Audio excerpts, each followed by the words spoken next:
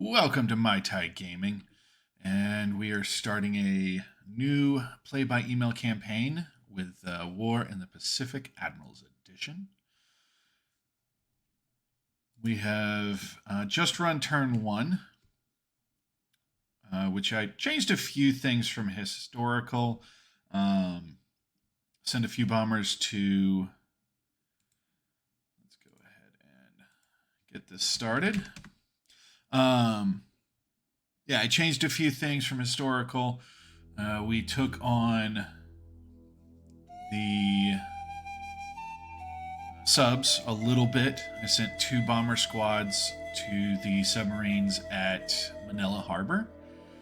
And we did have this torpedo here from the midget sub hit the West Virginia.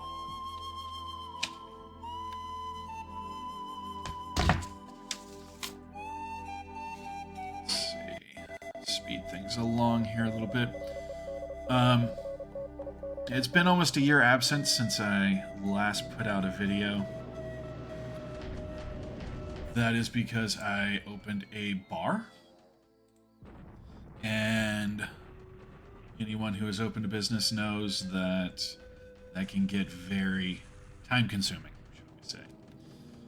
Alright, this is the attack on Pearl. We lost 5 Kates and 5 Vals. Not too much destroyed here. 7 Mohawks, 2 B-17Ds, 8 P-40 Warhawks, 1 B-17E, 5 B-18A Bolos, 2 O-47s, 10 PBY-5s. Catalinas, so that would be approximately a little over a month of his production of those at this point in the war. So, I mean, a month. We did damage another 160, so he can't just spread those out over the Pacific Ocean, specifically the Pacific Ocean, over the first day or so.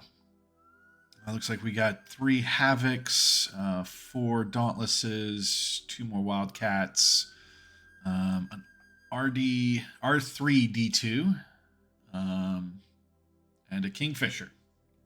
As far as the ships go, 3 torpedoes into the West Virginia on fire and heavy damage, 1 torpedo in the Tennessee reported sunk, 4 torpedoes into the Oklahoma, 4 torpedoes and a bomb into the Maryland, 2 torpedoes and 2 bombs into Nevada, torpedo into Raleigh, 1 into St. Louis, 1 into California, 1 torpedo, 1 bomb into the Arizona, 1 torpedo into the Helena and 1 into the Phoenix, 1 into the AVP Avocet. It's reported sunk, and for some reason we sent a torpedo into the destroyer Selfridge, and she's sunk. We also caused 8 total casualties on Pearl Harbor. So definitely worse than historic. Looks like we have an attack on Force Z here with 2 squads of 1 Nels, 1 Bettys. Got some Buffaloes flying cover. Yep, Prince of Wales and a Repulse. So house rules, we just said anything at sea, with the exception of Force Z, he could do whatever with. Force Z, he had to at least leave alone for the first day, for December 7th. Give us the opportunity. So looks like a torpedo into the Repulse. Let's speed this along. Prince of Wales, yep. And nothing in port could move. So we couldn't sail all the battleships out or anything. Looks like we lost 2 Nels and got 4 torpedoes into the Prince of Wales and 3 into the Repulse. It's a good start. So damage to the battleships in Pearl are greatly reduced for December 7th. And that's to reflect the fact that those battleships could be raised. And all of them were, except for the Arizona. So tried to focused all our Vals on the airfields and just sent the torpedo bombers, the Kates, into the harbor. So we did get a lot more damage on the airfields than was done historically, but did not destroy as many aircraft as I would have liked. This is so with the attack on the Philippines, I spread the bomber crews out to Manila, Clark, Iba, Bataan, all with air cover. This is our attack on Manila's harbor.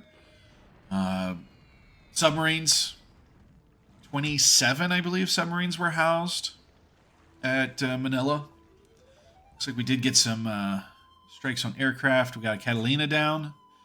The Warhawks and Seagulls and P-28, P-26s don't matter as much. The shipping. All right, so 2 bombs into the Sea Lion. So 1 sub down.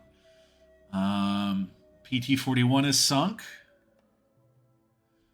Any other sinkings? The SS Sargo. So we got 2 subs. PT-34's done. Got that one out of the way. And PT-35. So we got 3 PT boats, 2 submarines. But we did hit a lot of submarines, so they're damaged. The question is going to be, how heavily damaged are they? Does he risk sending them out of port? Because I can have... This is one area where Manila, we will do a second strike. And probably focus on Manila with everything we've got, trying to destroy airplanes and ships. Here's another one of those air raids. This should be on the field of Iba. 38 Warhawks damaged, 3 destroyed. All right, so P-40 Warhawks, 38 damage. It's going to take him a second to repair those. We might go for a second strike on Iba to see if we can kill some of those aircraft. All right, Clark Field looks like he's got some training aircraft that came up to meet us. Zeros seem to have taken care of that fairly quickly. Clark Field's where most of his aircraft are here. We didn't take any losses. He lost 2 Warhawks, a Flying Fortress, and a scout and a trainer. So not horrible, those Flying Fortresses. So B-17s, he does not get any reinforcements because they're all going to Europe. So that is a very nice win. All right, little strike on Bataan. What did we get? We damaged 4 Catalinas. So PBYs are one of the biggest targets. The B-17s I'm not too worried about. They can't do too much damage. But the Catalinas are their long-range scout. So between the Catalinas and the subs is how he's going to know what we're doing. This attack was from history. So the Japanese attack on Davao Harbor. Looks like we got some heavy damage on a couple small transports, cargo ships. Some Nates attacking over Kota Baru. Looks like they're going for a runway hit. We got a Wildebeest. The Wildebeest and the Swordfish are probably the 2 scariest aircraft for the Allies in the beginning of the game. Simply because their torpedoes, they are low, they are slow, and they will sink everything. A hit rate that's just unbelievable. All right, so we hit Lingayen in the Philippines. Airbase raid. Doesn't look like we got any, took anything out there. I want to say they're B-17s that are supposed to be there, so they would be harder to take out anyway. Our air raid over Alor Star in Malay. We got 1 Blenheim destroyed, but 22 damaged. So that's definitely going to take a bite out of his air forces that are able to respond. Now, he can retreat all these guys to Singapore via rail, repair them there long before I get there. Small air raid in China on Qingchao. Looks like we got 46 Allied casualties there. Raid on Hong Kong. No losses and did not achieve anything. All right, now we're going after Georgetown. Blenheims came up to meet us. Let's see what we can take out. We lost one Sally, one medium bomber. They had 2 Blenheims damaged. Back after Kota Baru. We didn't take any losses. They lost another Wildebeest and 4 Hudsons damaged. Looks like a little bigger raid on Georgetown. See if we can have a little bit more success here. No losses. 2 Blenheims damaged, 1 destroyed on the ground. Now, destroyed on the ground is good. It takes the airframe out of combat, but you do get to keep the pilot, which is not wonderful. Another air raid on a random unit in China. Shusin. Probably mispronouncing these horribly. All right, another strike on Force Z. 9 Nels. Let's see what they can get done. These are already badly damaged ships. Another torpedo and repulse. That's good. Good news. Go a little slower here. Now we're going after Prince of Wales, and we got a torpedo into the Prince of Wales. And a torpedo with hit but no explosion. There's a second torpedo into Prince of Wales. And she sinks, and repulse sinks. So, historically accurate sinking for December 7th. I guess it would have been December 8th because of the international dateline in this part of the world. Pearl Harbor would have happened several hours before these air raids on the Philippines and Malay. But that's 2 capital ships down. Even if we didn't take much out in Pearl, those ships are heavily damaged. Maybe even getting sent back to the west coast of the U.S., which could take a month to get there, another couple weeks to get back, probably a year in dry dock. So those ships are out till almost 43.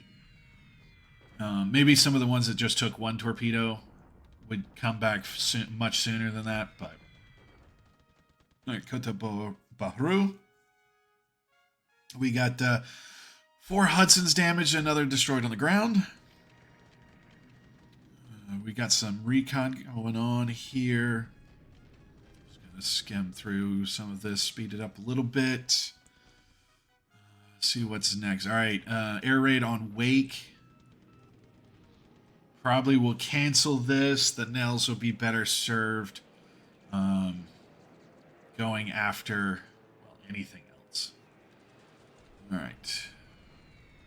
So 1 Nel destroyed, 1 damaged, 4 Wildcats damaged. It's not a great loss. All right, so since Force Z did sink, or the capital ships did, I had all my bombers that were headed for Force Z as a backup attack would be Singapore Airfield, which is what these Nels are doing. We lost about 7 on the approach. Oof. All right, 10 destroyed, 16 damaged.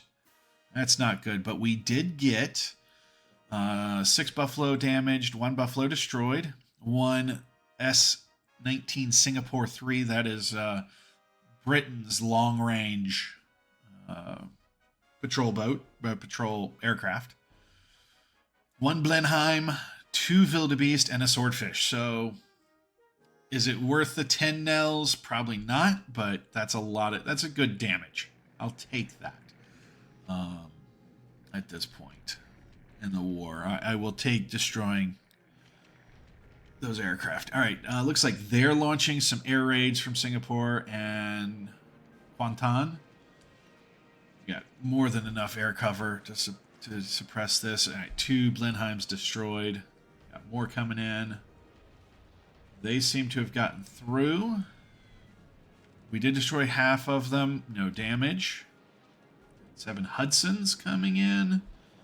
Got 1 destroyed. They didn't even make it to the ships. Some Blenheims. Let's see. They didn't make it in. 1 destroyed. 7 more coming in. These little air raids, eventually they'll wear down your combat air patrol and actually make it to the ships. And of course they go after a destroyer and the battleship. Battleship, I think, would be much easier to hit. Let's see here. But they did not hit anything.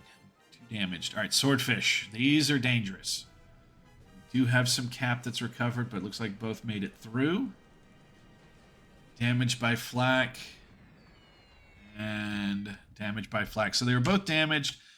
Typically, if a plane is damaged, it will miss. It does have a chance, especially on the Japanese side, to spontaneously kamikaze. You don't usually see that until later in the war. But it is something that can happen. This game is absolutely incredible at showing you everything that could happen in Pacific Theater operations. Just a little background on how we're playing this. We some bombardment at Midway. We do have player designated upgrades on, PDU on. This is the scenario 1, so this is the historic December 7th. Looks like we got 10 PBYs, 14 casualties. That works. Landing at Cote Baru. Got some light cruisers shelling. Actually pretty good. 279 casualties, 22 squads disabled. So really, when you're looking at ground losses, non-combat and engineers don't matter nearly as much. Non-combat would be support units. Engineers obviously build things or maintain aircraft. Squads directly translates to attack values. And AV is king when it comes to ground battles. So disabling 22, they can get some back because they weren't destroyed. And it's actually non-combat support units that will help do that. But that does take time. And we also are landing a bunch of troops. We took 72 casualties and 3 squads destroyed. Also a landing on Bataan Island. And that's the end. Now we're down to ground attacks. Bataan, nobody's there. So that falls. And that's our only ground combat. All right, as the end of turn finishes up, non-historical first turn, I had Kido Butai, like I said. The zeros were all on escort because I did not want to lose any. Those pilots are too valuable. And really the results at Pearl, I don't think matter that much. It may give the Allies some extra assets early if they can sail some of those battleships in a month or two. Really, the 2 carriers that are already at sea are going to be the biggest things that'll scare me. All right, so we had a bunch of upgrades, a bunch of replacements. Reported sinkings: Prince of Wales, Repulse, Sargo, Sea Lion, 3 PTs. And we've admitted the loss of a midget sub. All right. Hawaii. All right. I don't see the midget subs anywhere. So no, it doesn't look like any of them survived. We do have this oiler here. Now with Kido Butai, if you're playing against the AI, go for a second strike on Honolulu. No reason not to. We can still see 105 ships in port. We're showing only 14 fighters left, so he probably doesn't have that much air cover because we did damage a lot of airplanes, he'll get those back. The problem is that there's a carrier somewhere out by Midway. Let me scoot the map over just a little bit. Over by Midway, and one returning from Wake. Historically, Enterprise actually did launch aircraft attack aircraft in search of Kido Butai on December 7th, before they sailed into Pearl hours after the Japanese had left. So I'm going to set cap, combat action patrol, altitude, and escort for all my fighters. I'm going to set naval attack for all my dive bombers, the VALs, and naval attack using torpedoes for all of my Kate torpedo bombers. And then I'm going to increase the search to 55 and 4,000 feet for any search planes that I have on any of the battleships. Take a quick look. Kaga, Akagi, Division 1, Shokaku and Zukaku, Division 2, and Soiru, Division 3. Hiru would be the carrier that many of the later Japanese carriers would be based upon. There are 2 battleships and a couple heavy cruisers in this task force. We are going to set them to head to Truk. And we're going to use waypoints. We're going to set them to come right off of Wake. I'm not going to, I can go ahead and do it. All right, escort. We're going to say, I want to do an airstrike on Wake. So we'll set that as our next objective. So naval attack, back up to naval attack is going to be airfield attack. No, let's go ground attack on all the VALs, all the dive bombers on Wake. And we'll set all of that. I'm going to do the same order for all of the torpedo bombers. And then I'm going to change 2 of them to airfield attack. There aren't that many airplanes on Wake Island, so I don't want to send that much. I do want to kind of destroy the Marine units. And then we'll end up at Truk. Let's get the big old planning strategic map out here. All right, so Kido Butai is going to head to Truk here in the Central Pacific. I'm going to continue with it. And I might even do the historic hit Port Darwin. But more than no. Not going to hit Port Darwin first. We're going to sail to Davao. Davao, I'm going to send some AKEs, which are ammunition supply ships that can down to Davao. We won't need them because we'll resupply at Truk. But Kido Butai will have a backup point on that end. Then we're going to sail down into the Java Sea.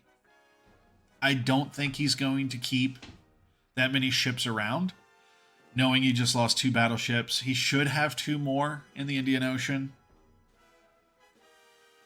The American carriers are all either on the West Coast, on the West Coast or around Hawaii. I would imagine if he's smart, they're sailing south. Almost no Japanese player sends Kido Butai back to Osaka like it's planned to. So I'd imagine he's going to sail those guys south and prepare for a Solomon's campaign. So I'm going to send Kido Butai to the Java Sea, do a sweep, maybe come up and then support the landings on Borneo and support the landings in the Spice Islands and eventually Palembang, which is probably my first major goal. So Davao will be my southern naval base. The southeastern or south western naval base will be Singapore, once I can take that. Hong Kong will be my other major naval base. Don't care too much about Manila or Formosa. Hong Kong, I think, is a more valuable target for us. It's easier to keep supplied, fueled from China. You don't need to ship much stuff there. Decently large shipyard for repairing ships. Same with Singapore. Davao being a forward base or mid-forward base. Won't have those capabilities to repair ships, but they should be able to set it up to rearm. I can get up to a level 6 port. Truk, of course, will be our actual forward base. Sub operations, I'm going to send base out of Truk. We're going to kind of abandon the marshals. Not necessarily move the troops or planes out, but leave them unreinforced. I think the key to Japanese defense is actually the Marianas. So actually, after we take Guam, we'll start to build that up as our fallback point. Because the Allies almost have to take the Marianas to take Iwo to take really any steps anywhere else, because it's too big of a aircraft, unsinkable aircraft carrier in the middle of the Pacific, close to Japan, easy for us to supply. We can fly planes in fairly easily, and our search radius more than covers his routes around that would allow supply. If he tries to go Marcus to Iwo, or just take down the Caroline Islands. Other than that, Southern Resource Area as historic. I want to go after Port Darwin as kind of our last major offensive, landing offensive, and kind of work on Northern Australia. A key to that may be Port Moresby, but I think if we have Darwin, we can kind of work our way from both sides, because sailing all the way around, it's too easy for the Allies to have carriers in the Coral Sea, as both battles of the Coral Sea can attest, which we may be on an even footing right now, but it won't be for long.